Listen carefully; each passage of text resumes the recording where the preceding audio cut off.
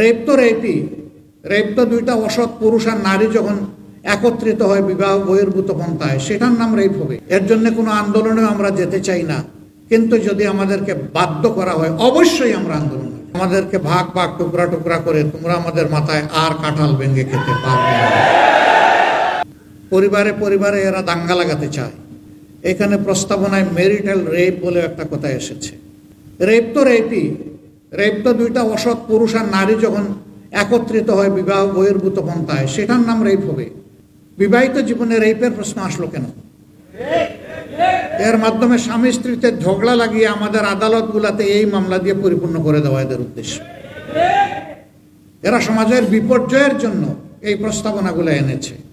এই জন্য আবারও বলি, এ টু জেড আমরা এই কমিশনই মানি না। কিসের ওদের আবার রিপোর্ট? কমিশন থাকলে রিপোর্ট হবে। যদি এই সংক্রান্ত নারীদের অধিকারের কোনো জায়গা যদি ক্ষুণ্ণ হয়ে থাকে, সেইটাকে যদি আবার সামনে আনতে হয়, তাহলে অবশ্যই এ দেশের বেশিরভাগ মানুষের ঈমান, আকীদা, তাহজিব, তামাদ্দুনের উপরে যারা বিশ্বাস রাখেন তাদেরকে বাদ দিয়ে নয়, তাদেরকে প্রাধান্য দিয়েই কমিশন গঠন করতে হবে। এই কমিশনে দুঃখজনকভাবে সেই রকম একজন নারীকেও রাখা হয়নি। এখানেই তো এটা পক্ষপাত দুষ্ট। আমরা এটা মানব না, আমাদের সাফ কথা, এটা মানব না আমরা।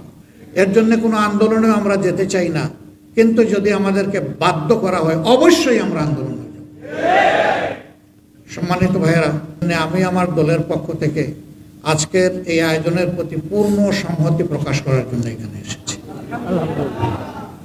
ইনশাআল্লাহ আমরা হাতে হাত ধরে দিন এবং সমাজের সকল কল্যাণকর কাজ একসাথে করবো ইনশাআল্লাহ। এবং আমরা বার্তা দেব যে আমাদেরকে ভাগ ভাগ টুকরা টুকরা করে তোমরা আমাদের মাথায় আর কাঁঠাল ভেঙে খেতে পারবে না। আল্লাহ তাআলা আমাদেরকে তৌফিক দান করুন।